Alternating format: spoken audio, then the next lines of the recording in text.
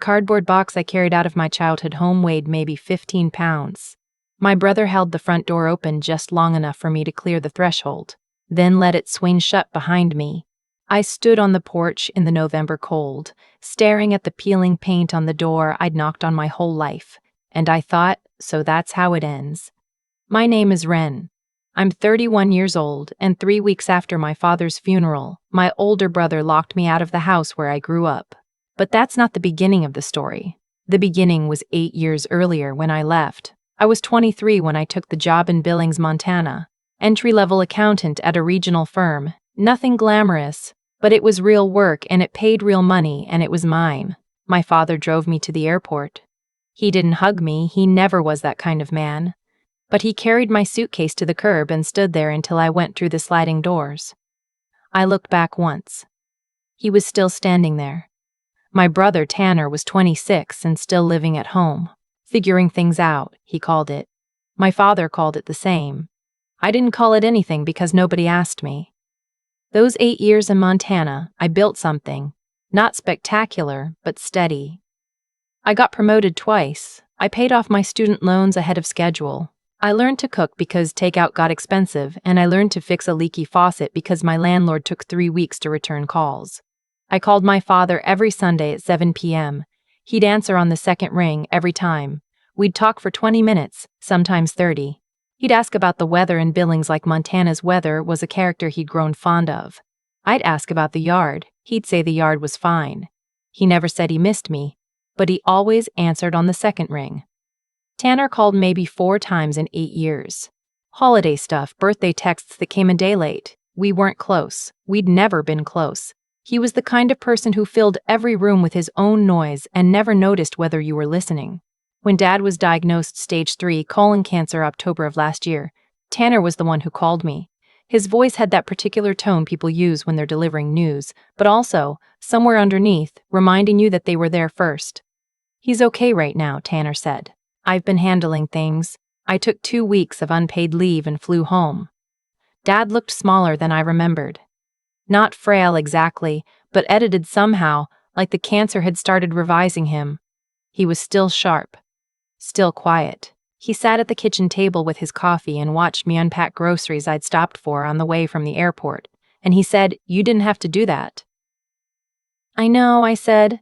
"We fell into a rhythm easily." I drove him to chemo appointments on Tuesdays and Thursdays. Tanner came by on weekends, usually around noon, usually after the hardest part of the week was already done. He'd sit across from Dad and talk about a business idea he had, something involving a food truck, or maybe a gym franchise. The details shifted each time, and Dad would nod and say, "Sounds like you've thought about it." He said that to Tanner a lot. I could never tell if it was encouragement or deflection. After 2 weeks, I had to go back to Montana. I hated leaving. I sat in the airport and cried into a cup of coffee that had gone cold, and I missed my flight, and I had to rebook. And when I finally got home at 2 in the morning, I sat in my apartment in the dark for a long time. I started flying back every 6 weeks. I used my vacation days, and then I used days I didn't have, and my boss, a patient woman who had lost her own mother 2 years before, said she understood and didn't dock my pay. I owe her more than I've ever said out loud. The last 4 months, I requested a remote arrangement and worked from my childhood bedroom, the one with the water stain above the closet door shaped vaguely like a bird. I drove Dad to his appointments. I learned the difference between his good days and his bad days by the way he held his coffee cup, both hands on a bad day, just one on a good one. I made the meals his appetite could handle. I managed his medications, his insurance calls, his mail. Tanner visited when he could. He was slammed, he said. He was dealing with something at his job. Once he didn't show up for 3 weeks, and when he finally came by, he brought a bouquet of grocery store flowers and set them on the counter and said, "Sorry, it's been crazy," and Dad said, "It's all right, son." And I went to the bathroom and stood there with the water running until I trusted my face again. My father died on a Tuesday in February. I was in the room. Tanner arrived 40 minutes later. The will was read 10 days after the funeral. I didn't know what to expect. Dad wasn't wealthy. He'd been a machinist for 30 years. Retired at 62. Modest savings. Modest pension. The house on Clover Street was paid off. That was the main thing. The attorney's office smelled like carpet cleaner and old paper. Tanner sat next to me in a stiff chair and jiggled his knee the whole time. I kept my hands in my lap. The attorney read through it. Standard language, a few small bequests to a cousin in Florida, a donation to a veterans organization he'd always admired. Then the house. The house went to Tanner. I got the storage unit. I heard the words, but they didn't arrange themselves into meaning for a moment. I sat very still. Tanner exhaled beside me. Not quite a sigh, more like a release of pressure he'd been holding. He didn't look at me. The attorney continued. The storage unit was at a facility on Route 9, a place called Miller Self-Storage. Unit 14. Dad had been paying the monthly fee on it for 11 years. Nobody mentioned it. Nobody knew about it. I thought maybe it was old furniture. Boxes of things he hadn't gotten around to throwing away. My mother had died when I was 16, and maybe he'd kept her things somewhere we couldn't see them, the way grief sometimes needs a room of its own. I drove to Miller Self-Storage the next afternoon. The facility was off a county road that turned to gravel for the last quarter mile. The office was a converted trailer with a hand-painted sign. An older man at the desk found the unit in his ledger and handed me the key without much fanfare. Unit 14 was in the back row, the kind of corrugated metal door you lift from the bottom. I crouched down and grabbed the handle and pulled, and the door rolled up with a sound like a playing card in a bicycle wheel. I stood up. I looked. It wasn't furniture. Along the left wall, floor to ceiling, shelves. On the shelves, binders, labeled in my father's handwriting, tax documents going back 22 years, insurance policies, investment account statements. I pulled one of the binders down and opened it and stared at numbers I hadn't known existed. My father had been quietly, methodically saving for his entire working life. Not in a dramatic way. Not in a way that looked like wealth from the outside. But he maxed his 401k every year for 2 decades. He'd invested in a handful of index funds and never touched them. There were 2 certificates of deposit. One opened the year I was born and one opened the year I left for Montana. Both had been compounding for years. The total, across everything, was a little over $340,000. I sat down on the concrete floor of Unit 14 and held that binder in my lap for a long time. There was a letter in the front pocket of the last binder, a sealed envelope with my name on it. Not Tanner's name, just mine. His handwriting a little shakier than I remembered from the grocery lists he used to leave on the fridge. I don't cry easily. I learned not to somewhere along the way. Montana winters, I tell myself, though that's not really it. But I sat in that storage unit in the cold and I cried in a way I hadn't since I was 16 and standing at my mother's grave. The kind of crying that isn't sad exactly, or isn't only sad, but is also something else that doesn't have a clean name. I read the letter twice before I understood it. He knew, the letter said. He knew how many Tuesdays and Thursdays. He knew about the missed flight and the rebook ticket, though I'd never told him. He knew I'd worked remotely for 4 months on a salary that made remote work a real sacrifice. He knew about every Sunday call, and he knew he said this plainly, in his plain way, that Tanner had called 4 times in 8 years because he kept a small notebook where he wrote down the dates when his children called him. A habit he'd started after my mother died because he said grief made him afraid he'd forget important things. He wrote, "I gave Tanner the house because Tanner needs somewhere to land. You know how to land. You always have." He wrote, "This money is yours. I set it aside when you left for Montana, a little more each year. I thought you might need it someday. I thought you'd know what to do with it." He wrote, "I was proud of you every single day." I wasn't good at saying it. That was a failure of mine, not a lack of feeling. He signed it the way he signed birthday cards when he sent them, just Dad. No last name, like there could be any confusion. I put the binders in my car, all of them. I took the letter. I locked the unit and returned the key to the man in the trailer office and drove back to Clover Street because I was still technically staying in my old bedroom until the end of the week, when I'd planned to fly home. Tanner was in the kitchen when I got there. He'd been making himself comfortable in that particular way of someone who's recently realized they own something.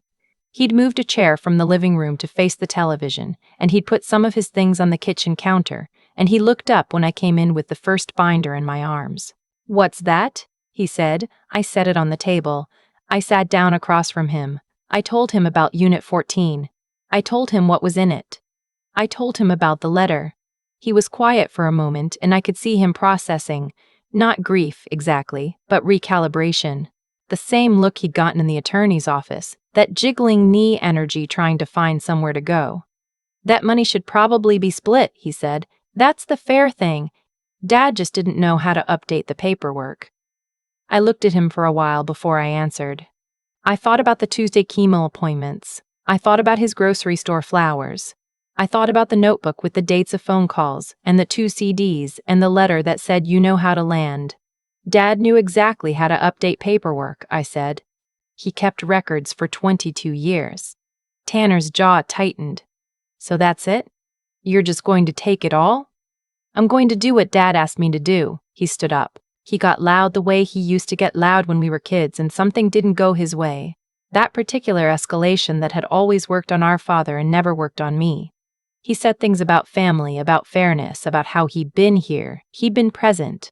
And I let him talk. I found that people who haven't actually been present tend to use the word a lot once they realize it matters. When he ran out of steam, I said, "You have the house, Tanner. Dad made sure you had somewhere to land," that's what he said. "You can do something with it, or you can let it sit, but it's yours." He looked at me like he was going to say something else. Then he picked up his keys and left. The house was very quiet after that. I sat at the kitchen table where my father used to hold his coffee with both hands on bad days, and I just sat there in the quiet, which felt, unexpectedly, like a kind of company. I didn't fly back to Montana. I mean, I did, eventually, but first I spent 2 weeks in town dealing with the accounts, transferring, consolidating, meeting with a financial advisor at a local credit union who had kind eyes and didn't make me feel like an idiot. The $340,000 was real. It sat in accounts with my name on them, and for several days I had the strange experience of checking my phone and seeing a balance that didn't look like mine. My boss gave me another week when I explained the situation. She said to take what I needed. Tanner didn't call for almost a month. When he finally did, I answered. He was quieter than he'd been in the kitchen. He asked if I was okay. I told him I was. He said he was sorry. Not with a lot of explanation attached to it, just the word, which felt more real than an explanation would have. I said okay. We were quiet for a moment. He kept a notebook, Tanner said finally, of when we called. Yeah. Another silence. I didn't know that. I know. I don't know what Tanner is going to do with the house. I don't know if he's going to sell it or move into it or let it become someone else's problem. I hope he does something real with it. I hope he figures it out. He's not a bad person. I want to be clear about that. He's someone who never had to learn the things I learned, and there's a specific kind of damage that comes from that. And it isn't entirely his fault, though it is his responsibility. When I got back to Billings, I sat in my apartment and I thought about what my father had written. You know how to land. I thought about all the times I'd had to learn that. The missed flight, the leaky faucet, the cold Montana mornings where the car wouldn't start and I had to figure out jumper cables in a parking garage. The Sunday calls where I could hear him not saying things and I just kept calling anyway because some connections are maintained by showing up even when showing up is inconvenient. I thought about his handwriting getting shakier in that last binder. I thought about how he'd opened that first CD the year I was born, before he knew anything about who I'd become. I have a plan now. Some of the money will stay invested. I've talked to the credit union advisor about options, and I'm being careful. And I'm learning. Some of it I'm going to use to put a down payment on a property. I've been looking at a small place outside Billings with a decent yard and a detached garage I could theoretically do something with. It needs work. The inspector's report was a full page of items. I'm not afraid of things that need work. I called my aunt, my father's sister, who lives in Phoenix and who sent me a card after the funeral with a $20 bill inside, the way she's done for every occasion since I was 9, and I told her about the storage unit. She got quiet and then she laughed, the way you laugh at something that is both completely surprising and completely consistent with a person you knew well. That sounds exactly like him, she said. It really does, I said. We talked for an hour. She told me stories about my father as a young man that I hadn't heard. He was stubborn, she said, and private, and he showed love by doing things rather than saying them, and when he made a decision, he stuck with it because he didn't trust himself to reconsider without second-guessing everything. She said he'd talked about me sometimes when they spoke on the phone. She said he'd mentioned Montana more times than she could count. He was proud of you, she said. He was just built in a way that made it hard to say. I know, I said. He wrote it down. After we hung up, I sat at my kitchen table with the letter in front of me. I've read it maybe 20 times now. The handwriting gets harder to look at because it reminds me of how his hands looked at the end. Thinner than they used to be, but also somehow still the same hands that carried my suitcase to the curb at the airport and stood there until I went through the sliding doors. I was afraid, when I drove to that storage unit, that I'd find something that made grief heavier. Old clothes, old photographs, things without any purpose except to confirm that he was gone. Instead, I found something that told me he'd been paying attention the whole time. That all those second-ring phone answers and all those Sunday conversations about Montana weather were part of a longer record he was keeping, carefully, privately, in the way that was available to him. I'm not sure what to call what I feel about that. It isn't simple. Grief and gratitude don't sit neatly side by side. They kind of blur at the edges, and sometimes I pick up my phone to call him on Sunday at 7, and I have to remember, and that remembering is its own particular thing. But I'll tell you what I don't feel. I don't feel like someone who was left behind. I feel like someone who was known.